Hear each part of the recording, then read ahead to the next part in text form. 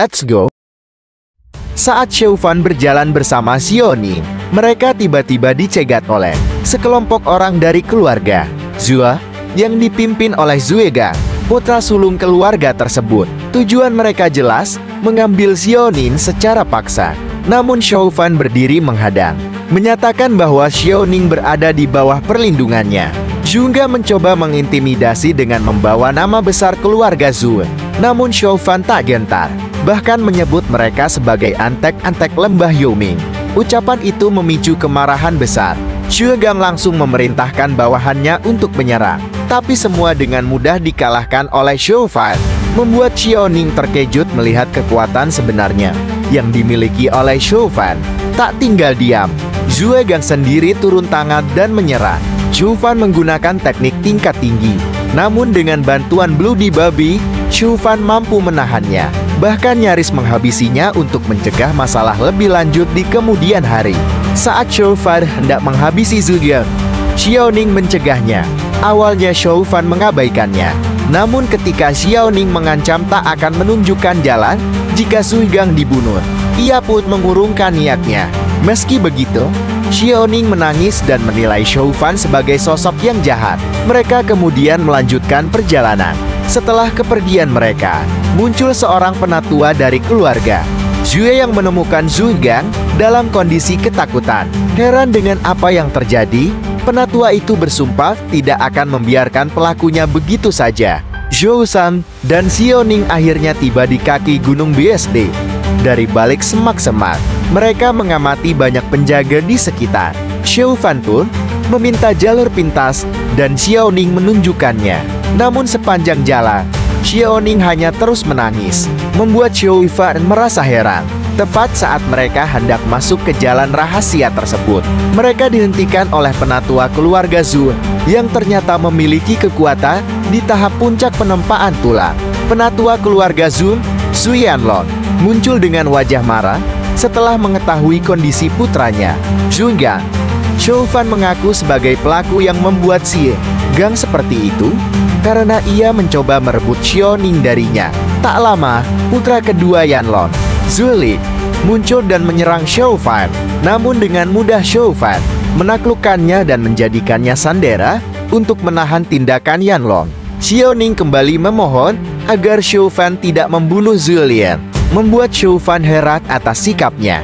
Di tengah ketegangan, Zhu Yanlong menantang Xiaofan dalam sebuah pertarungan dengan taruhan. Jika ia tidak bisa mengalahkan Xiaofan dalam 10 gerakan, maka ia akan melepaskan mereka. Pertarungan pun dimulai.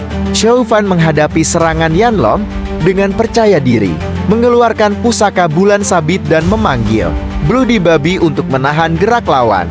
Saat Zhu Yanlong berhasil dihentikan oleh Bloody Babi, Xiaofan bersiap melancarkan serangan penentu dengan pusakanya.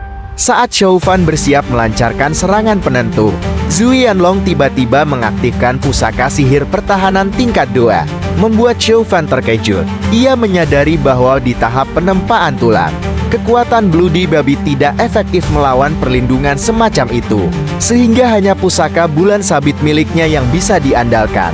Zhu Yanlong sendiri mulai menyadari bahwa Xiaofan bukan lawan biasa. Jika bukan karena pusaka pertahanan miliknya, ia kemungkinan besar sudah kalah. Meski tingkat kultivasinya jauh di atas Xiaofan, nyatanya ia tetap berada di bawah tekanan. Xiaofan kembali melancarkan serangan bertubi-tubi menggunakan pusaka roda bulan sabit. Yanlong mencoba bertahan, namun fokusnya terpeka karena harus mengantisipasi kekuatan pusaka Xiaofan. Sementara itu, dari samping, Julin memberikan dukungan moral kepada ayahnya. Namun di dalam hati Yanlong, ia tahu bahwa Xiaofan bukan sosok yang bisa dianggap enteng. Xiaofan kemudian menggunakan teknik Phantom Step, seni bela diri yang memungkinkan dirinya berpindah cepat dan menciptakan bayangan semu. Teknik itu membuat Yanlong tidak bisa mengikuti pergerakan Xiaofan. Hingga akhirnya, ia tak berkutik dan mengakui kekalahannya.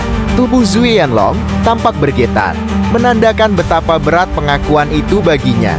Zuelia, anak keduanya, terkejut melihat ayahnya menyerah. Xiaofan menyadari bahwa Sepanjang pertarungan, Yanlong tidak pernah berniat membunuhnya, ia hanya menguji kemampuan Zhou Fan.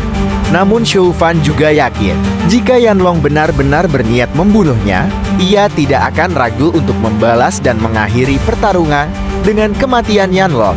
Yanlong mengakui kemampuan dan karakter Zhou Fan sebagai seseorang yang bisa diandalkan. Tak lama kemudian, ia menghampiri Xiaoning, yang ternyata adalah anak ketiganya. Hal itu membuat Zhou Fan terkejut. Yanlong lalu mempercayakan Xiaoning kepada Zhou Fan. Meski Zhou Fan sendiri masih belum memahami sepenuhnya situasi tersebut. Setelah itu, Yanlong dan Zuelin pergi. Dalam perjalanan, Zuelin kebingungan bagaimana menjelaskan semua kejadian itu kepada pihak lembah Yoming. Sementara itu, Zhou Fan kesal pada Xiaoning. Tapi, Xiaoning menjelaskan kesepakatan mereka. Zhou Fan pun tersadar, namun juga mulai merenungi perubahan dalam dirinya. Sejak tinggal bersama keluarga Luo, ia merasa mulai terpengaruh oleh emosi hal yang bukan ciri khas seorang kaisar iblis seperti dirinya.